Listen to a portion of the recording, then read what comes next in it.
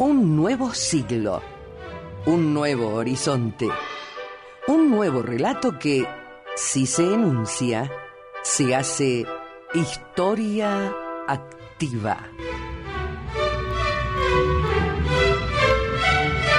Muy buenas tardes, iniciamos otra edición de Historia Activa y como todos los días les decimos, clave la sintonía en el 960 en nuestra amplitud modulada. Historia Activa, un programa hecho por historiadores para usted, con la producción general de la profesora Rosa Grintal, del historiador asociado Alejandro Cruz, en la investigación bibliográfica Clara María Vargas y quien les habla en la dirección general. Los invitamos a escuchar este programa de historia dedicado a usted.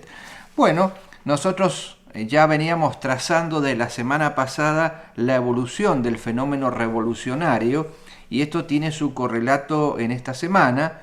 Hasta ayer Alejandro avanzó sobre la lucha entre saavedristas y morenistas y hoy vamos a analizar lo más ideológico de todo esto, que son las vertientes y los pensamientos profundos de los hombres que hacen la revolución en el 25 de mayo en la ciudad de Buenos Aires. ¿Qué teorías políticas convergen?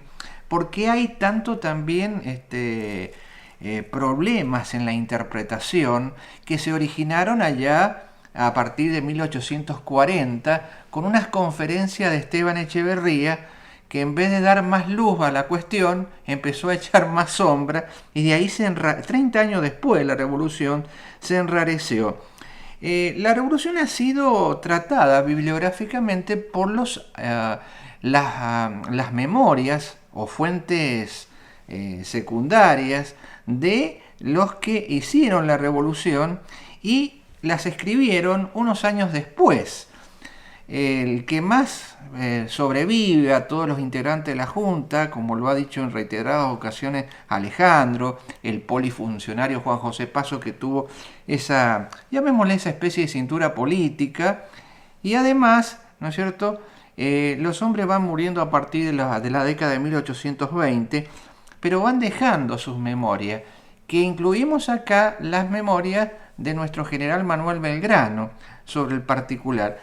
Y 30 años después, es decir, en 1840, Esteban Echeverría, un gran literato conocido por las grandes obras como por ejemplo La Cautiva, perteneciente a la generación romántica del 36.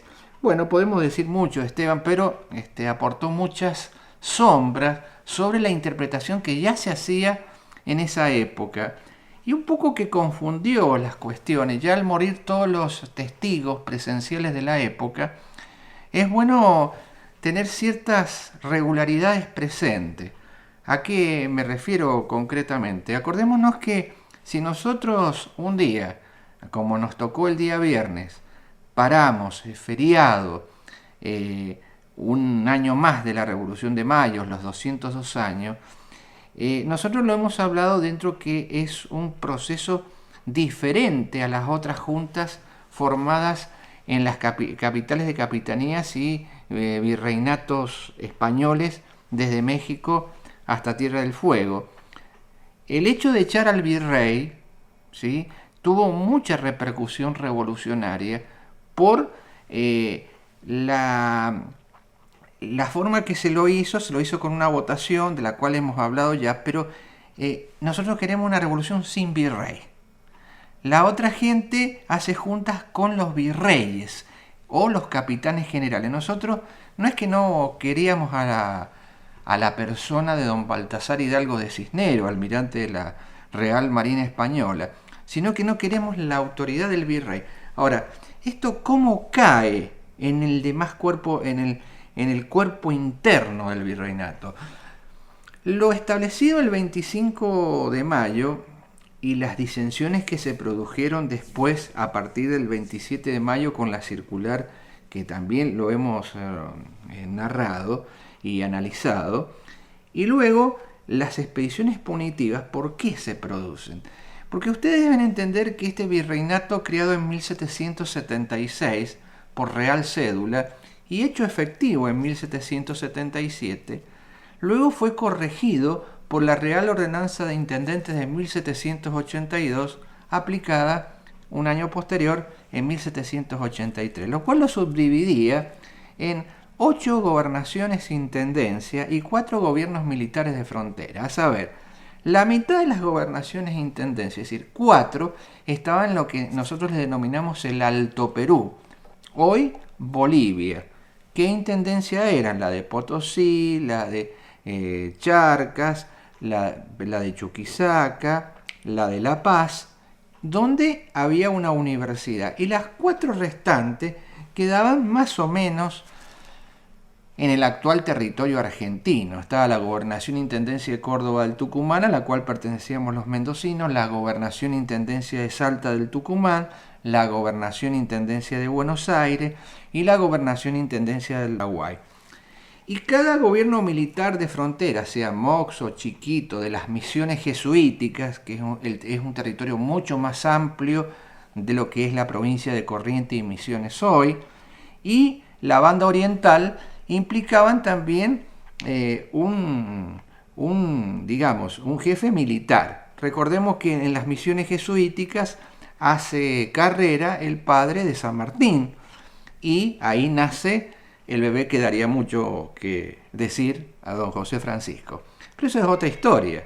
Lo fundamental es tener presente cuál es cómo toman estas gobernaciones e intendencias teniendo en cuenta esas grandes distancias donde habían selvas, todo tipo de relieve que hoy se unen con rutas aéreas, pero en ese tiempo no, era terrestre y por carreta, y todo aquello que nos enseñaron nuestras maestras primarias, ir con la carreta, con el buey. Usted sabe cuánto duraba un viaje, era tremendo, ¿no? Así se aletargaban las informaciones. Nosotros ya sabemos que Córdoba, las intendencias del Alto Perú, el mismo Paraguay, son reacias a la autoridad, a que sea desplazado al virrey, no están de acuerdo. Eso lo han llamado algunos la contrarrevolución, nosotros lo llamamos la guerra entre gobernaciones e intendencias. Pero acá, ¿cuáles son las doctrinas que convergen acá? Es muy importante. Nosotros estamos observando que terminada la disparidad entre gobernaciones e intendencias, comienza una verdadera guerra ahí en el Alto Perú, con el ejército peninsular asentado en el virreinato del Perú. Entonces, los escenarios de batalla se van a transformar en lo que es hoy día la nación de Bolivia. Ahora bien, el hecho sustancial de todo esto radica en qué pensamientos políticos ideológicos tenían los integrantes que, hicieron la revolución, y también crearon el escenario paralelo, ¿no? Porque también tuvieron medios de comunicación, como por ejemplo la Gaceta. La Gaceta se escribía lo que la Junta opinaba. Sabemos de las diferencias. Ahora, ¿qué ideas empiezan a terciar? Y podemos, en función de los estudios que han hecho historiadores en el siglo XIX y en el siglo XX, podemos citar una pléyade de historiadores desde los argentinos porteños hasta los argentinos mendocinos, ¿verdad? Donde hay casi 3 orientaciones de fuerzas ideológicas. Los que opinaban que se debía seguir siendo fiel al rey, por eso el nombre de Junta Provisional Gubernativa en nombre del señor don Fernando VII, se vuelve a jurar fidelidad al rey nuevamente cuando se ingresan los diputados del interior en plena polémica entre saavedristas y morenistas, y se hace la Junta Grande. Y esa fidelidad es real porque también se ha estudiado por las fuentes primarias y por los documentos. La historiografía liberal de aquellos años, que empezó a distorsionar a partir de Esteban Echeverría, halló que era una falsa mascarada a Fernando VII. Y hay algunos historiadores que hoy día insisten con lo mismo, ¿no? Entonces, revisando las fuentes, que ya la han revisado y analizado, insisto, mucha gente anterior a lo que nosotros decimos, hay un pensamiento que podemos decir que es un pensamiento de origen más tradicional, que la gente creía, y había toda una bibliografía que el poder del rey, de la monarquía absoluta, lo da Dios, ¿no es cierto? Y empiezan a terciar otra tercera corriente que tomó forma a partir del siglo XVIII, después de la expulsión de los jesuitas en 1767, inclusive de las universidades como la de Charcas en Chuquisaca, la de Córdoba, donde se enseñaba mucho de los jesuitas, y bueno, fueron desplazados la bibliografía que se estudiaba en esas universidades, sobre todo en las carreras de Derecho y Sagrados Cánones, ¿no?, como se llamaba en ese entonces. Empieza a circular una segunda corriente que se llama Jus Naturalista, es decir, que ahí el poder no lo tiene, no es el derecho divino, digamos, lo que nombra un rey, sino lo tiene el pueblo.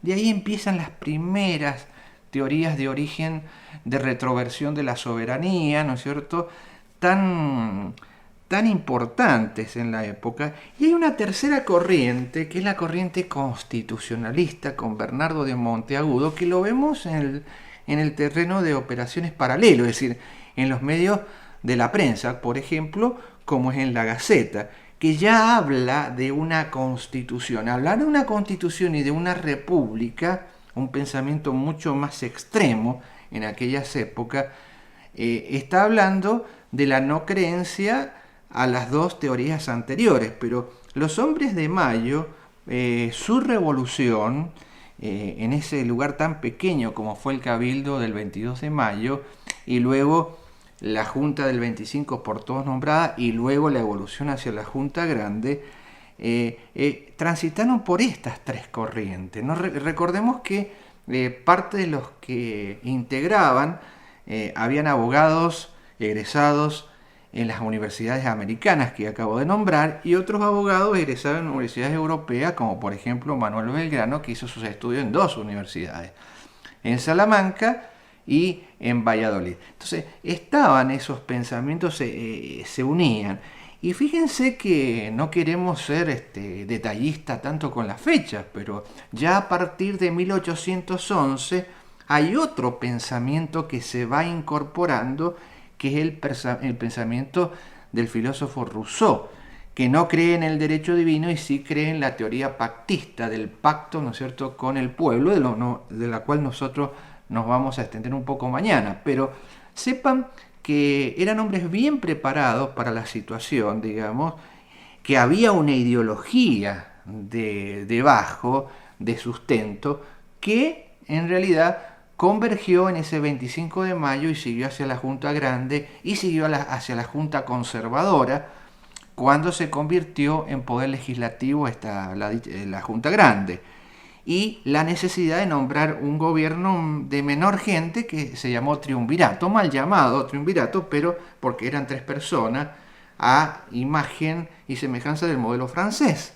Entonces, aquí, para terminar, ¿no es cierto?, que se llamó en realidad junta tuitiva, seguía esa anatomía de la formación de juntas, ¿no? Esto es muy importante tenerlo en la concepción revolucionaria de estos hombres de mayo, de la cual nosotros hacemos un festejo todos los años, y lo que viene, ¿no es cierto?, después, la posrevolución, en la cual estamos tratando y cómo transcurre esta línea ideológica. Muy bien, hemos llegado al final. Espero que haya sido de su agrado el programa, y bueno, sigue Fito Suben en el patio trasero. Hasta mañana, y gracias María del Carmen Jurisic por la operación técnica. Historia Activa.